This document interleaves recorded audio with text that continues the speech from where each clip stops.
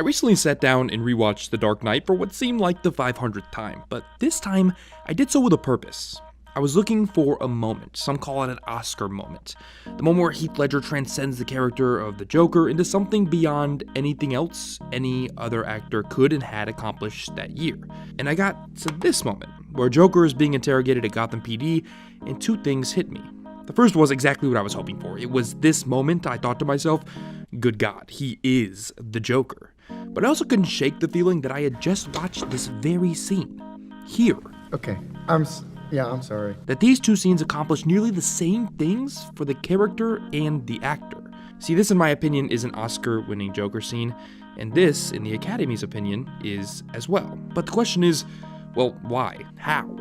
So let's break down the anatomy of these scenes. Don't talk like one of them. You're not. Even if you'd like to be. I think it starts with motivation. Why are these characters here? These two scenes share a lot of parallels in that regard. Arthur finds himself face to face with someone he believes completes him in his own twisted way. He believes he's face to face with a man he once wanted to be. In a way, Murray is the thing he needed to feel whole. He needs the recognition. And he's here by choice. He's here to make himself heard, seen. It's a moment of misdirection for the audience itself, but we'll come back to that. This is the moment that the movie completes its journey. Arthur is ready to end it all. A life is on the line. What we don't know is one of two has to go. Whereas the Joker is facing a similar reality. As he says, I don't want to kill you. What would I do without you? Go back to ripping off mob dealers? No, you complete me. Batman is his motivation. Batman completes the Joker. He is the sole foundation of his anarchy, and he's here too in an almost climactic way to make his point to the Bat. And he's also here by choice. And here too is a climactic moment with two lives on the line. Again, one has to go. It's also, which again we'll come back to, is a moment of manipulation, as is Arthur's. We don't know what he does, that he wanted to be caught. And throughout these two scenes, both Joaquin and Heath articulate a single feeling: control. This scene is Joaquin acting with a total understanding of the moment and the character, acting in complete control. Every facial movement is precise, every vocal inflection with purpose. You're awful, Murray. Me? I'm awful? Oh yeah, how am I awful? It's the moment here where we, through nothing but the placement of his stare and a shift in facial expression, begin to understand that Arthur is losing control of his emotions. But it's the way that both actors say a single line that is an example of an actor taking control of a script. You got nothing left to lose? Nothing can hurt me anymore. You have nothing to threaten me with. Nothing to do with all your strength. This moment, this is important. This is the moment where both of these characters and actors establish their menace. See, this is not scary. All of that chit-chat's gonna get you hurt.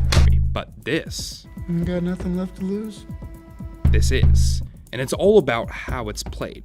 Arthur's very quiet admission that he no longer cares about consequence is startling. Joaquin faces the audience, the world, as if to say, there's nothing you can do to me now. The thing that had been beating him down was now at the mercy of his decisions.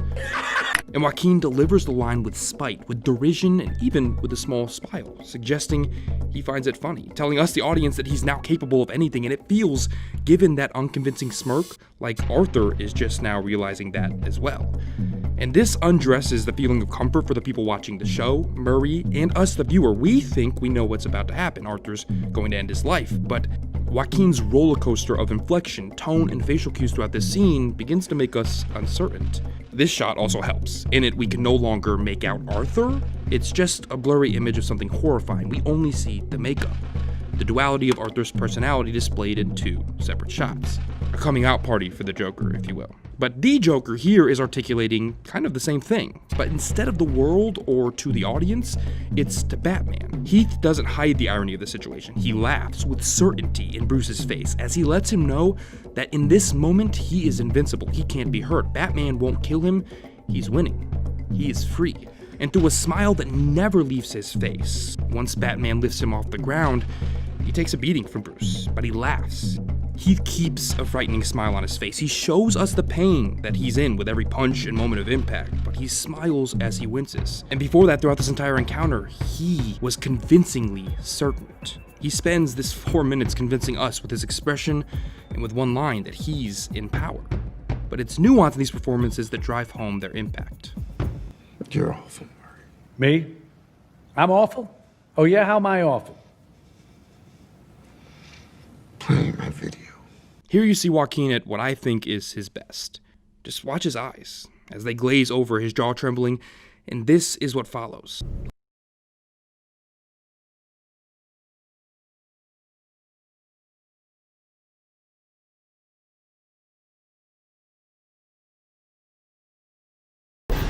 And in 5 seconds, through nothing but inflection, through nothing but his eyes, we know he snapped. And that very depressed, very angry look shifts quickly to the rest of his face. That rage shifts to a sad smile. Tears fill Phoenix's eyes. We see him putting on a face, almost like the makeup. And in that face, we see him struggle with the decision that he's about to make. We see sadness, humanity, and it's frightening because we know he's just made up his mind. And even he's having an upsetting realization of what he's about to do. But there's a separation here between the performances that is worth talking about. Me? I was right here. Where these two performances really distinguish themselves and where the two performances elevate themselves beyond traditional superhero fare is in how these actors choose to portray stress. Heath plays this scene in its entirety with the knowledge that the Joker has the upper hand. He's cold, he takes his time, he never raises his voice even after a joke.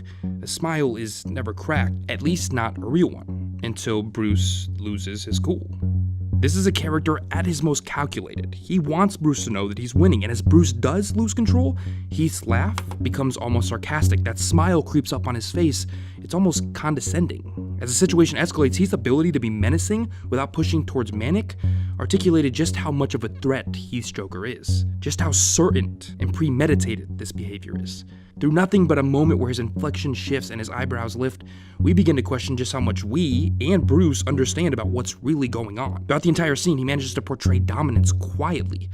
It's Bruce who can't control himself. Arthur, Joaquin, on the other hand, plays heavily into the manic nature of the character. This scene is a slow descent into madness, a microcosm of the entire film. Instead of quiet dominance, Joaquin's Joker suddenly doesn't feel heard, as Murray slowly takes control over the interview. Arthur came here to be seen, and suddenly his voice is being silenced, so we slowly watch as Phoenix begins to violently display his rage, and you can see it in his face. Here Arthur needs to be seen, and as Murray begins to dictate the interview, he no longer feels he can do that with just a smile and a shocking statement. As an inverse to the Joker scene, Murray maintains the upper hand. Murray never loses his cool, forcing Arthur to be brasher and brasher until he's forced to act before the moment slips away. Joaquin's ability to articulate every bit of Arthur's personality in those 4 minutes is unreal. He's at once insecure, angry, excited, joyful, uncertain, and evil. We see him go from Arthur Fleck to the Joker in just a single scene. Look, winning an Oscar is an incredible achievement, but win or loss, it's not what defines a great performance. It is, after all, just an award. But what Joaquin Phoenix and Heath Ledger accomplished individually are two of the best realizations of a pre-existing character in modern cinema. They are not the same performance, and there is no winner between the two. They took very different approaches to the Joker. Heath's more villainous, controlled insanity versus Phoenix's unhinged descent to that very reality. They are two very different people, two very different characters, but they both deserve the recognition. Comic book film or not, Hangover director or not, these performances will be looked at for direction and inspiration for years. The Joker will never be forgotten, and Arthur will never go unheard again. Can you introduce me as Joker? That is it for this episode of Nostalgic, guys. If you stick around for about 15 more seconds, I do have a quick message for you guys that could really help me out. But first, if you enjoyed the video, press that like button. If you haven't yet done so, press subscribe. That way you won't miss anything that I put out on this channel in the future. So part of what inspired me to make this video was Travis Langley's audiobook, Batman in Psychology. I listened to it on Audible, and they happened to reach out to me, and they were kind enough to sponsor this video. If you want to help support this channel, there's a free way to do it. You can start listening to Audible with a 30-day free trial. You can choose one audiobook into Audible Originals absolutely free just by visiting audible.com/nerdstalgic or texting nerdstalgic to 500-500. It's there where you too can check out Travis Langley's Batman and Psychology. I use Audible when I'm commuting or learning about a new topic for the channel. And what's really great right now is if you finish 3 audiobooks by March 3rd, you'll get a $20 Amazon credit. That's simple. You finish 3 audiobooks by March 3rd and get $20. So again, to help this channel out, you can do a 30-day free Audible trial by going to audible.com/nerdstalgic or texting nerdstalgic to 500-500. And as always, on your screen right now are 2 more episodes of Nostalgic. You can click on either of those to see what I've done recently, and I will see you guys in the next video.